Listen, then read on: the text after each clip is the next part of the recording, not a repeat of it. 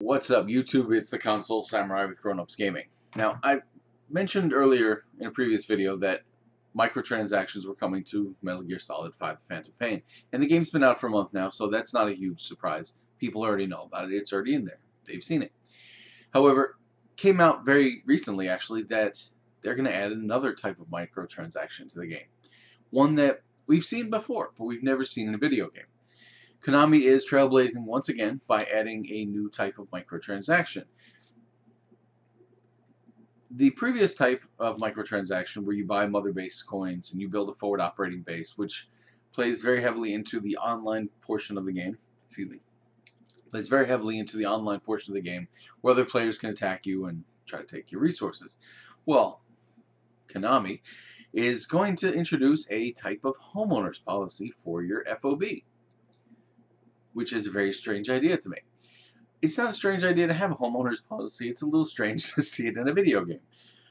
But, it's not going to protect you from attack, but it will act very similar to a shield in Clash of Clans, a free-to-play mobile game that Konami sees as the value, or sees as the future of gaming.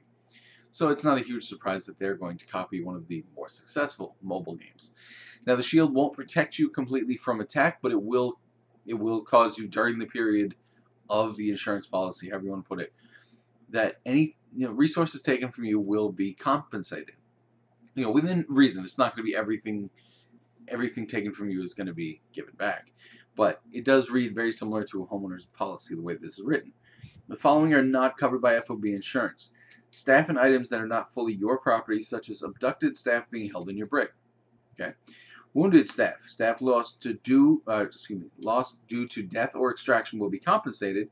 Staff used by you to deploy in defense of the FOB, neither death nor extraction will be compensated. And nuclear weapons.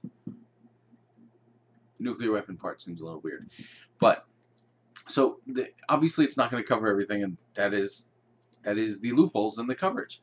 And it's weird that it actually does read like you'd expect a homeowner's policy to read, and it's just strange, I think, to see it in a video game. But Metal Gear Solid 5 is not the only game to be getting more microtransactions, or getting microtransactions in general. Destiny players will be logging in next week to find themselves now having a little bit of a new currency called silver.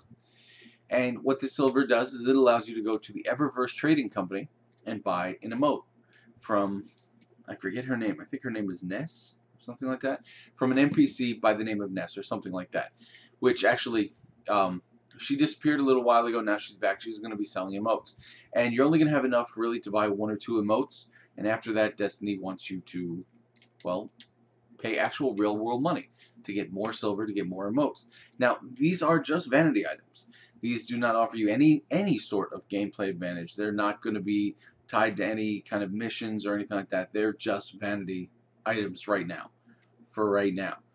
If this does well, then yeah, it makes sense that Destiny may come up with other microtransactions later. And I have no problem with a microtransaction itself. They're fine. In a pay-to-play game, it's a little bit shady, especially if it gives you a gameplay advantage, like what Metal Gear Solid Phantom Pain is doing, because it is giving you an advantage. If you're being compensated for what other players are taking from you, it's almost like a cheat code. You're paying it's almost like paying money to have your game protected from outside players. It is almost like God mode, and that to me, that's a bad kind of microtransaction. I'm not saying it shouldn't exist. I'm just saying it's a little shady. Now, thankfully, it also came out that Star Wars Battlefront will have no microtransactions. But on the other hand, we've heard that before, and now we see microtransactions in a lot of games that were supposed to never have it. But tell me what you think in the comments down below. What do you think about this homeowner policy that's coming to Metal Gear Solid: The Phantom Pain? What do you think about the new microtransactions coming to Destiny? Do you think that the emotes in Destiny are going to be the end of it, or do you think they're going to start adding better weapons and better armor and other things that do provide an advantage? Let me know what you think in the comments down below. Once again, I am the Console Samurai, and I'll see you around.